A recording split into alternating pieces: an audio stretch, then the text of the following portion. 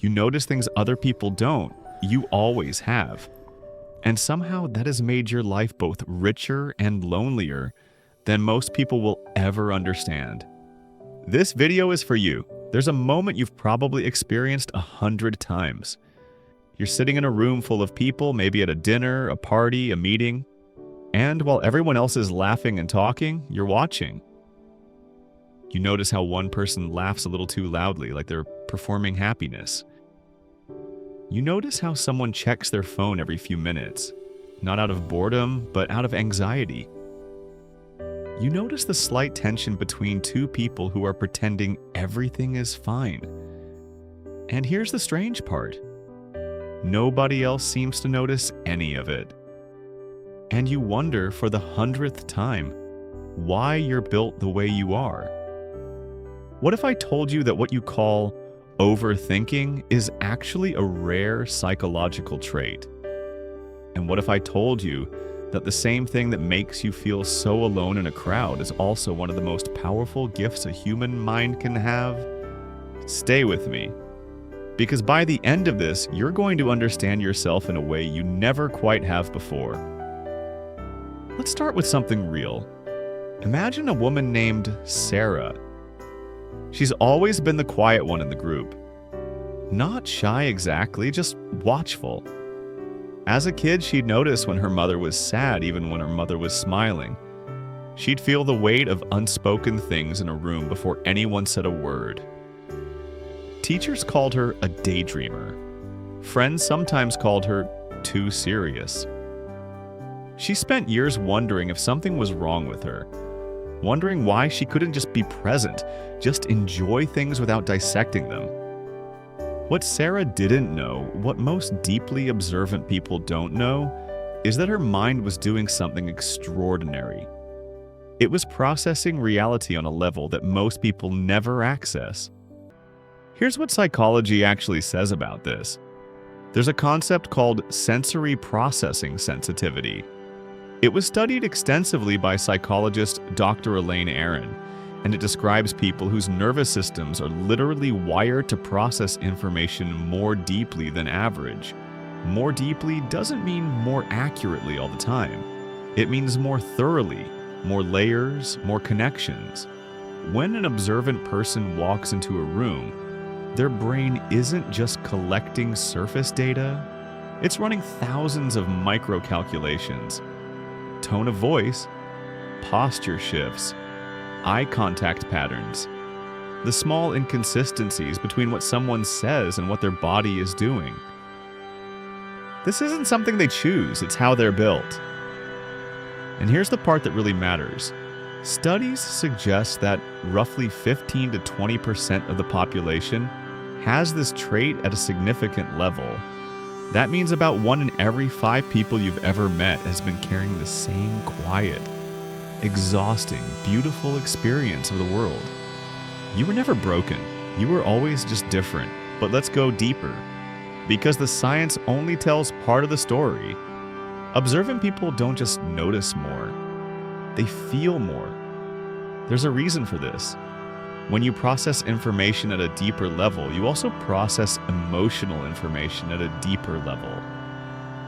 Someone else might see a friend who seems a bit off today. An observant person feels the sadness underneath.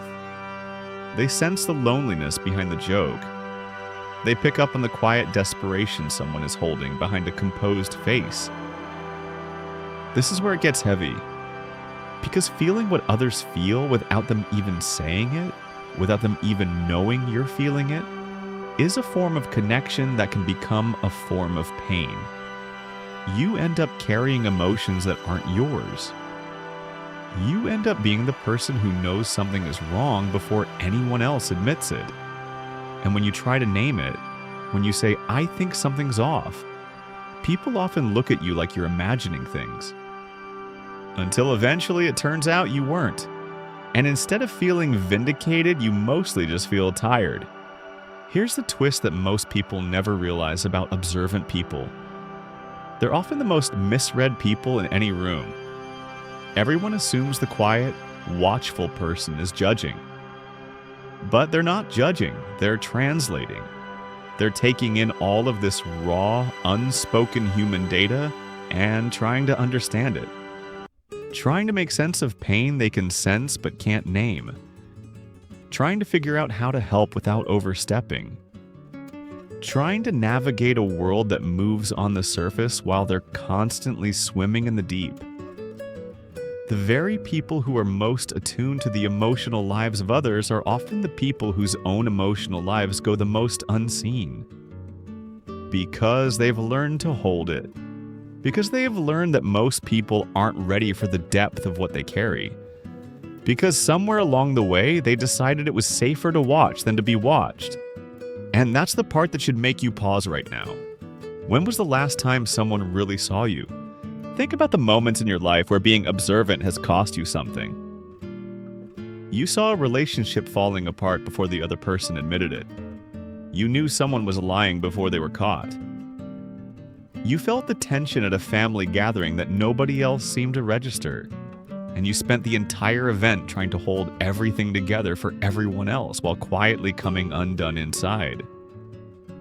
You've probably been told you're too sensitive, too intense, that you read too much into things.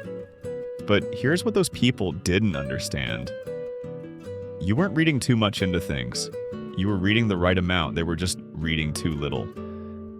The problem was never your depth. The problem was that depth is uncomfortable for people who have never had to go there. There's something else that rarely gets talked about. Observant people often struggle with trust, not because they're cynical, but because they've seen too much. When you've watched patterns in human behavior for long enough, when you've noticed how people's actions and words quietly contradict each other, it becomes harder to take things at face value.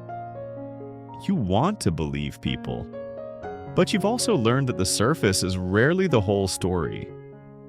This can make relationships complicated. It can make love complicated, because you're not just falling for who someone appears to be. You're falling for who you sense they are underneath, in their most unguarded moments. And that's a rare and terrifying kind of intimacy, but it's also the most real kind. Here's what I want you to take from this. Your observance is not a burden you need to manage. It's a capacity you need to understand. Because when you understand it, when you stop apologizing for the way your mind works and start honoring it, something shifts. You stop trying to dim yourself to make others comfortable. You start choosing people who can meet you in the depth. You start recognizing that your sensitivity is not weakness, it's precision. It's your nervous system tuned to a frequency that most people can't hear. And yes, it's exhausting sometimes. Yes, it's lonely sometimes. But it also means you've lived a more textured, more layered, more genuinely human life than most people ever allow themselves to. You have felt things fully. You have witnessed things truly. You have known people in ways they have never even known themselves. That is not something to be ashamed of. That is something rare. Sarah, the woman I described at the beginning of this video, eventually stopped calling herself too much. She stopped apologizing for noticing. She started writing. She started having conversations where she said the quiet, uncomfortable thing out loud. And she found that the right people, the ones who mattered, didn't flinch. They leaned in. Because observant people don't just see the world more clearly. They make the people they love feel truly, finally seen. And in a world where most people are screaming to be heard without ever really listening, that is one of the most powerful things you can offer another human being. Don't shrink it. Carry it with intention. If this felt like something you needed to hear, then I want you to stay close to this channel. Every week, we go into the parts of psychology that actually matter, the parts that explain why you feel the way you do and how to stop fighting yourself for it. Subscribe, because the next video might be the one that changes how you see yourself completely.